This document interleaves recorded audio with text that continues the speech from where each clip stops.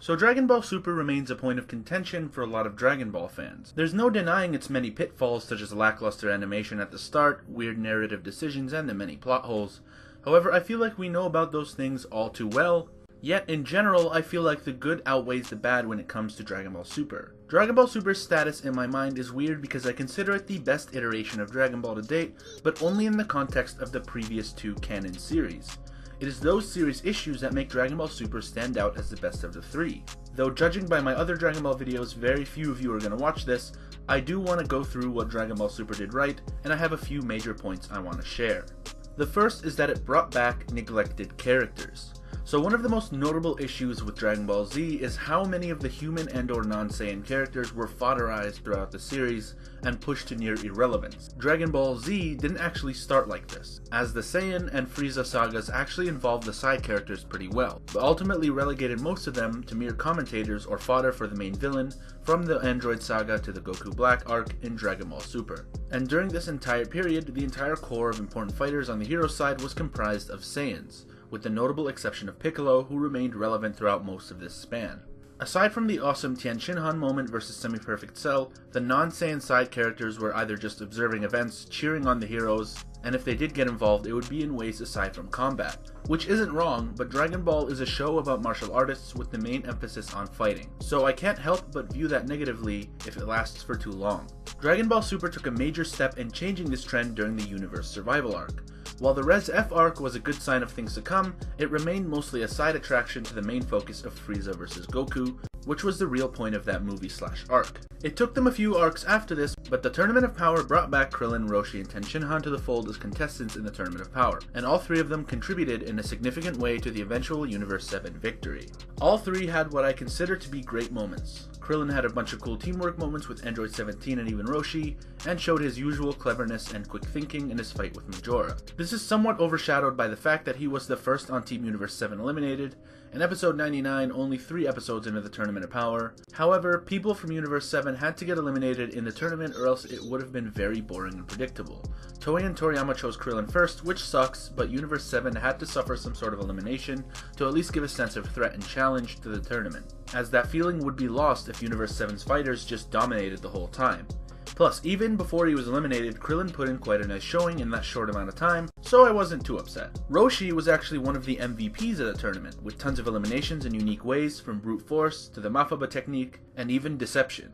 He also had some of the best character moments and interactions in the entire tournament, and in general reminded everyone why he's the revered martial artist he's said to be. Tien's involvement is a bit more controversial because I know a lot of people did not approve of the way he was eliminated, and I will admit that he had super low screen time compared to the other Universe 7 fighters, which sucked. But in regards to his elimination, I should reiterate my point about the inevitability of Universe 7 eliminations for the sake of the story. And at the same time, I do actually think him taking Hermilla down with him while getting eliminated was pretty cool, as it was nice to see his cloning technique again. In general, with so many characters to focus on during the Tournament of Power, and so little time to do so, I'm not surprised that screen time management was not handled perfectly, as it's extremely hard to do with the scale of the arc and the natural time constraints of anime. However, just the fact that these 3 human fighters were involved in significant ways during the tournament made me very happy, and reinvigorated my fandom for them, as for the first time since early Dragon Ball Z, they can add significant combat moments to their resumes. The next point is that it reintroduced villains with a purpose. So 2 of Dragon Ball Z's 3 main villains seem to be thrown into the story with the same idea in mind. Cell and Buu were both unique in their own ways in terms of design, fighting style, and personality, but their ultimate motive for causing the damage they did was quite similar. They both just seemed to destroy things for the hell of it, though Cell did it because of orders from the deceased Dr. Gero and the genes of the Saiyans that comprised some of his biology, while Buu did so because he didn't really know any better. What both of them share is a lack of independent thinking or motivation. Neither produce any sort of ideology or reasoning of their own, and destroy just because they can. Cell didn't have to follow Dr. Gero's orders, especially since he was no longer around to enforce them, and having the genes of the main characters doesn't mean he has to be destructive, especially when you consider he has the genes of the non-Saiyan combatants as well, and that the Saiyans in their own unique ways showed capacities to not destroy their environments, to be compassionate, and to pursue martial arts greatness recreationally, and not at the expense of the livelihoods of those around them. But it's as if Frieza and early Vegeta's genes just dominated the whole process and just turned Cell into another killing machine. Buu could actually be reasoned with, and his interactions with Mr. Satan were some of the best parts of the Buu saga, but his mindless onslaught continued in his evil side separating and becoming Skinny and Kid Buu. Frieza, on the other hand, is already established as a tyrannical emperor, and from his perspective, the Z fighters are challenging his ambitions. So Frieza takes action to safeguard his holdings. While he still exudes the stereotypical evil traits in anime villains, it's at least known that he's been like this for a while. And he comes from a line of powerful and privileged fighters who ruled before him and even concurrently with him. Frieza seems to be the result of this. And of course, Vegeta before him had deep-seated reasons to do the things he did, which is all too well known. Cell and Buu deviated from this trend in favor of mindless destruction, which made those two arcs feel rather stale in comparison to what came before them. Dragon Ball Super gave us a return to the major villains with independent motives and thinking. And when I say major villains, I don't mean simply antagonists, but full-on villains. So while Beerus, Hit, and Jiren were all antagonists to our main characters, none of them were straight-up villains at all. Initially, our return to the independent villains started with a very familiar face, as Frieza returned for a rematch with Goku. While this movie and arc was lacking in quite a few regards, something it did do right was develop Frieza and add a layer of personality to him, as after his loss to Goku and Trunks, and his subsequent revival, he actually trained his powers for the first time in his life, rather than relying on the inherent powers of his race and bloodline. Goku and Trunks pushed Frieza to work on himself for the first time and actually acknowledge his limitations as a fighter. He subsequently gained a new form and proved formidable, but he was in such a rush to beat Goku that he hurried over to him as soon as he attained his new form instead of working to maintain it. This was very reminiscent of how Vegeta's Super Saiyan powers were checked by Android 18 very shortly after he attained it, and forced Vegeta to confront his limitations once again. And just like Vegeta trained himself and tried to improve after that defeat, Frieza did the same thing before returning again in the Tournament of Power. So the very idea that Frieza has a direct parallel situation with a race of people he absolutely hates, and was forced to work on it multiple times, created a great starting point to the development Frieza eventually got in the Tournament of Power, making him one of the most well-written villains in the whole series. After Res F, Zamasu and by association Goku Black also had proper motivations to do what they did.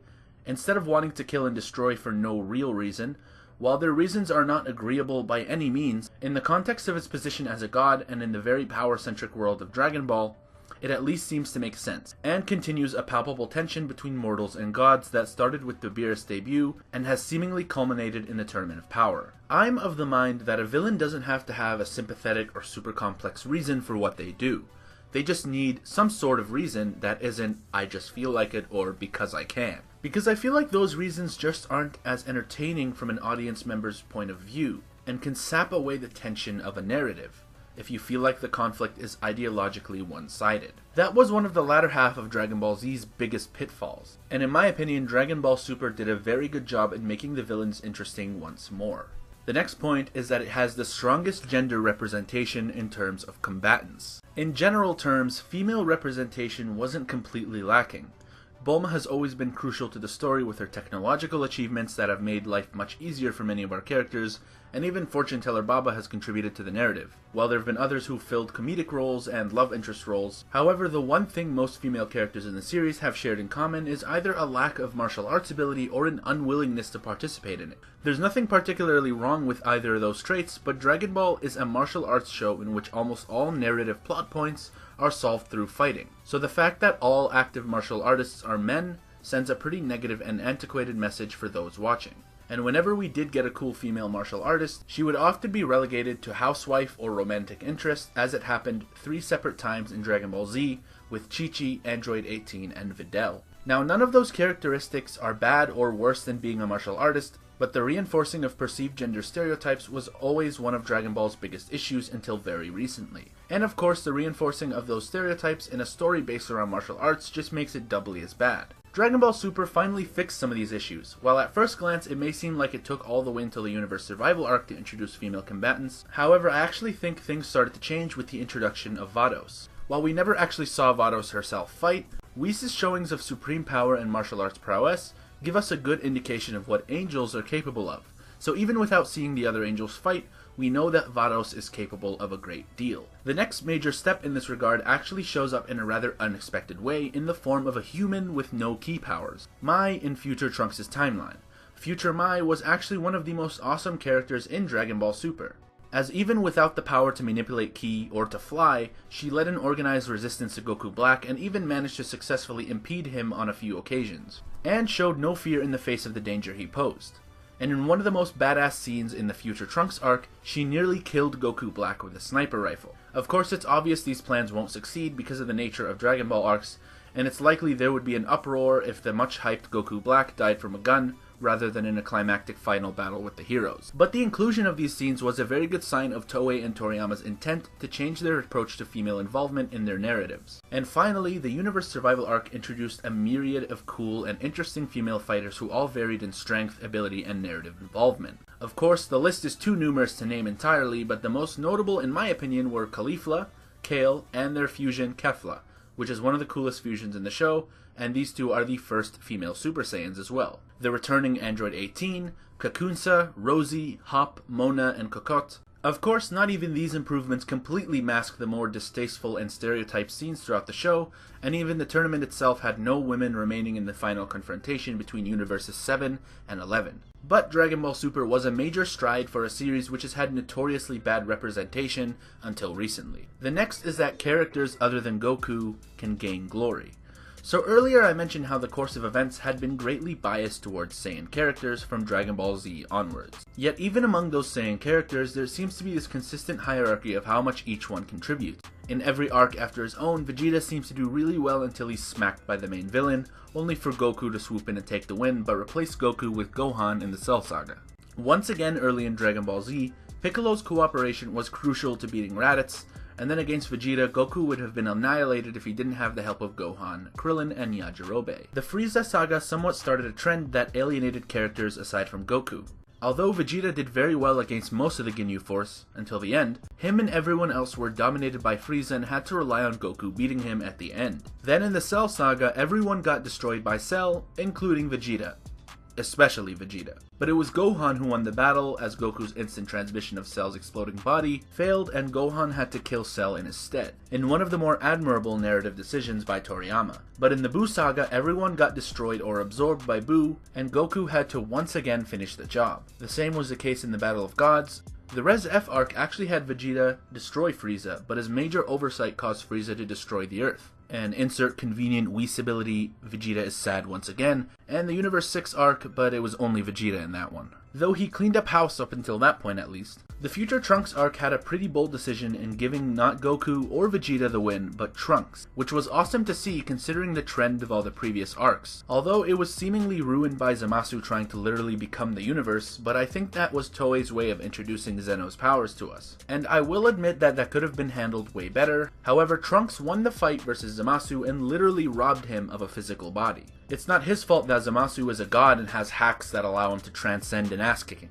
Then in the final showdown with Jiren, Frieza and Android 17 were essential to the eventual Universe 7 victory, as Goku had been beaten down badly himself and could hardly turn Super Saiyan either. So two major and well-liked non-Saiyan characters got to shine alongside Goku at the end of the tournament. So for 2 arcs in a row, characters aside from Goku, some of whom aren't even Saiyans, got to take center stage either ahead of or alongside Goku. And number 5, it expanded the Dragon Ball world. This one is self-explanatory, but I felt like it deserved a mention. In one aspect that Dragon Ball has actually remained consistent in, the series world has continued to expand. Dragon Ball was mostly Earth-based before Z turned the attention to space and even alternate timelines. Super has introduced even more universes to the story, and even the world of the gods has been explained and expanded further, opening up even more possibilities for the future of the series. A future I'm very excited for.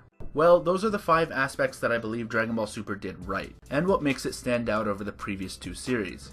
Let me know whether you agree or disagree. For those of you subscribed to me who are Gintama fans, Gintama content should return next week with the review of the first episode of the second half of the Silver Soul arc, so stay tuned for that. Anyway, thank you so much for watching and for the support. Take care, everybody.